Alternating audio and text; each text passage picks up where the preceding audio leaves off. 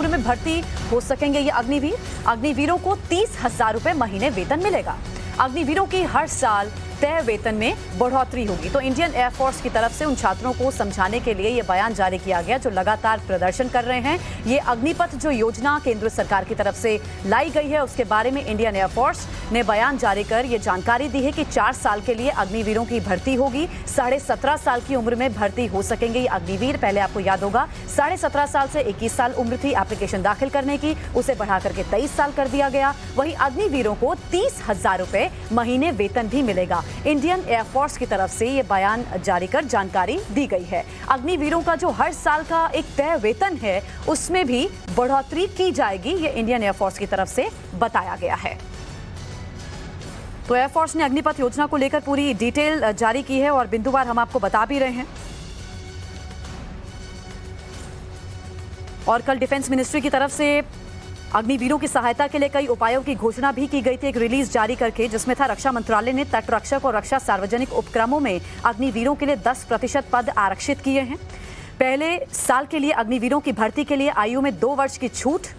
गृह मंत्रालय अग्निवीरों के लिए सीएपीएफ और असम राइफल्स में भर्ती के लिए 10% रिक्तियों को आरक्षित करेगा। और देखिए सरकार ने एक ओपन स्पेस छोड़ा हुआ है। सरकार बार बार यही कह रही है कि अभी भी अगर छात्र को चाहते हैं तो इस पर बात होनी चाहिए, अपनी मांग छात्र बताएं। इस पर अमेंडमेंट की अभी भी संभावना सरकार ने छोड़ी है उनके आगे, लेकिन आप हिंसा पर उतारू मत रहिए, सरकार बार बार यही कह रही है। और ये जो आप ये एक मजमून देख रहे हैं, जो तस्वीर आप देख रहे हैं टेलीविजन स्क्रीन पर, ये वही जानकारी है जो इंडियन एयरफोर्स की तरफ से पहुंचाई गई है अग्निपथ योजना को लेकर कि 4 साल के लिए अग्निवीर भर्ती होंगे और जो तय वेतन है उसमें लगातार बढ़ोतरी की जाएगी। 17.5 साल की उम्र में आप एप्लीकेशन दाखिल कर सकते हैं। राज्य सरकारों ने भी राज्य पुलिस भर्ती में अग्निवीरों को वरीयता देने की घोषणा की है। गृह मंत्रालय सीएपीएफ और असम राइफल्स में भर्ती के लिए निर्धारित ऊपरी आयु सीमा से अधिक 3 साल की छूट भी देगा। शिवानी हमारे साथ हमारी सहयोगी जुड़ गई हैं। शिवानी, कई बड़े बिंदुओं का जिक्र इंडियन एयरफोर्स की तरफ से किया गया है जानकारी के तौर पर कि आखिर इस योजना का मतलब क्या है, और ये भी बताया कि जो तय वेतन है उसमें बराबर बढ़ोतरी भी होती रहेगी।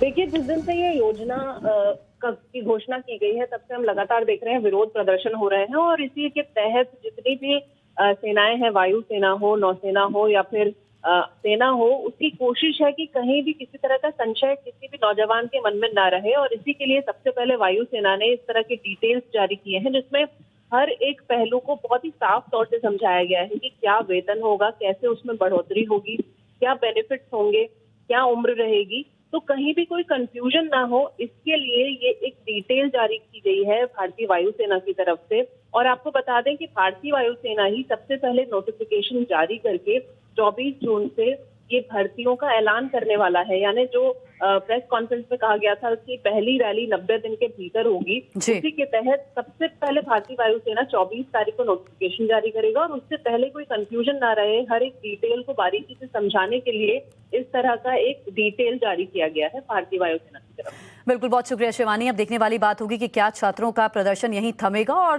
जिम्मेदारी राज्य सरकारों की भी है कि अपने वहां मौजूद छात्रों को, अपने राज्य के छात्रों को, लोगों को समझाने की इस योजना के बारे में कोशिश करें। देखिए